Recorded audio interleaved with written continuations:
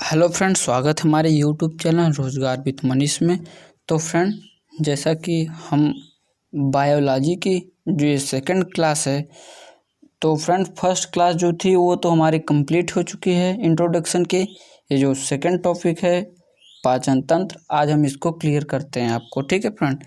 तो फ्रेंड, जब हम एक हमको बात समझ में आया कि जब हम आपको क्लास प्रोवाइड करा रहे थे इंट्रोडक्शन वाली, तो वहाँ पे हमको समझ में ये आया कि हम आपको कम टाइम में ज़्यादा से ज़्यादा कंटेंट देने का प्रयास करते हैं, तो जिसमें कि हमें कम समय मिला उसमें आपको बताने के लिए, तो हम इसलिए अब लिख के रखें पहले से ही, ताकि हमारी जो वीडियो है वो कम समय में ज़्यादा से ज़्यादा आपको बेनिफिट हो। तो फ्रेंड, अब हम चलते हैं अपने क्लास को कंटिन्यू करते हैं फ्रेंड। ठीक है। तो पाचन जो तंत्र है, यह भोजन के बड़े बड़े अणुओं को छोटे छोटे अणुओं में तोड़ने का काम करती है, तो यह पाचन हुआ। ठीक। जैसे कि हम आपको अब एग्जाम्पल के माध्यम से समझाते हैं कि जब हम भोजन खाने बैठते हैं, तो हम जब उठाते हैं रोटी का एक टुकड़ा, तो बड़ा होता है, बड़ा पीस होता है। उसके बाद हम जब अपने मुख में रखते हैं उस टुकड़े को, तब हम उसको चबाते हैं, तो वह छोटा छोटा अणु में टूट गया। तो यही इसका मतलब है कि पाचन, जो हम भोजन के बड़े बड़े अणुओं को छोटे छोटे अणुओं में तोड़ते हैं, तो वो पाचन हुआ। तो सबसे पहले ये आपके क्लास में MTS के जो पेपर में आता है कि पाचन का क्रिया सबसे पहले कहाँ से शुरू होता है। तो फ्रेंड, हम आपको बता दें कि पाचन की क्रिया सबसे पहले हमारे मुख से शुरू होता है। ठीक है फ्रेंड। तो हम आगे की क्लास करते हैं। तो पाचन के 5 प्रकार होते हैं। पहला अंतःग्रहण। अंतःग्रहण का मतलब है कि भोजन ग्रहण करना, यानी कि जब हम एक रोटी के बड़े पीस को अपने मुख में रखते हैं, तो वो अंतःग्रहण हुआ। ठीक। पाचन का मतलब है कि जो हम भोजन को अपने मुख में रखे हैं, रोटी का बड़ा पीस, उसको जब हम चबाते हैं तो उसके जो छोटे छोटे जो भाग बन जाते हैं, तो वो पाचन हुआ। ठीक। जो चबाना, वही पाचन हुआ। ठीक। उसके बाद अवशोषण। अवशोषण का मतलब है कि शोषक पदार्थ, जो भोजन में पोषक पदार्थ उसका अवशोषण करना छोटी आंतों में। छोटी आंत ये करती है काम। ठीक।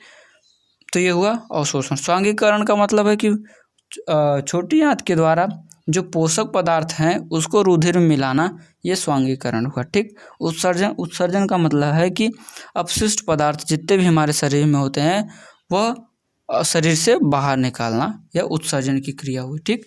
तो फ्रेंड, ये तो हुई हमारा एक टॉपिक। ठीक।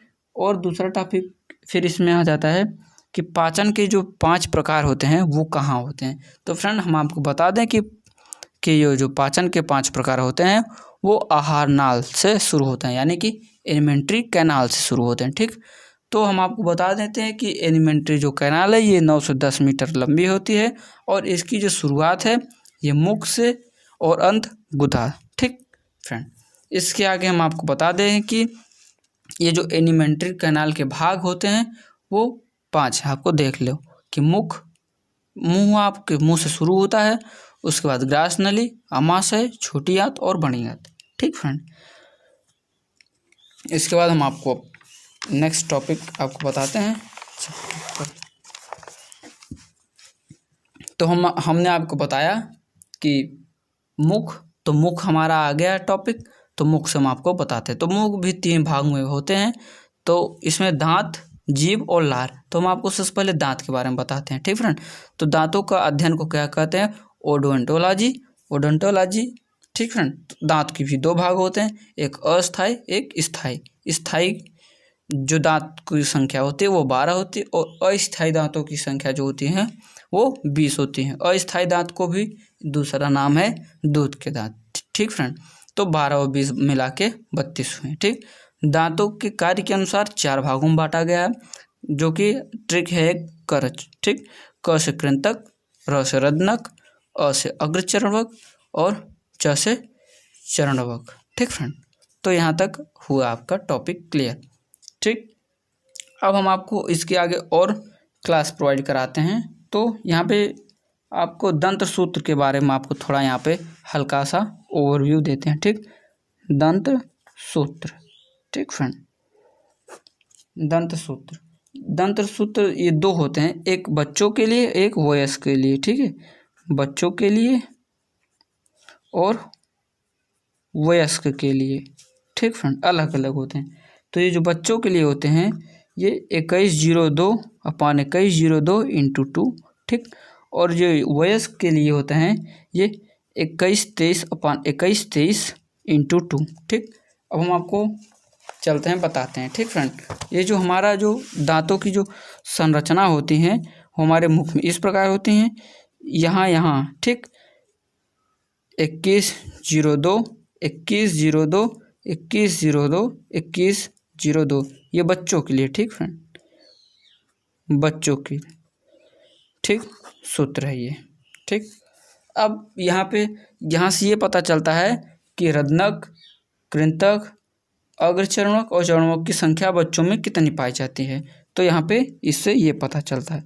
तो यहाँ पे हम आपको बता दें कि ये जो कृंतक है इसमें बच्चों की, तो यहाँ पे ये जो पहला है 2 2 2 2 तो ये कृंतक का हुआ। ठीक, तो 2 2 4 2 6 2 8 तो बच्चों में जो कृंतक दांतों की संख्या जो है वो 8 है। देखो 8 कहाँ पे पाई जाती हैं, यहीं पे आगे एकदम। ठीक, यहाँ पे। ठीक, 4 ऊपर और 4 नीचे। ठीक, उसके बाद रदनक। ठीक, रदनक 1 2 3 4 कहाँ, बस इसके बगल में। ठीक, इसके साइड में। ठीक, उसके बाद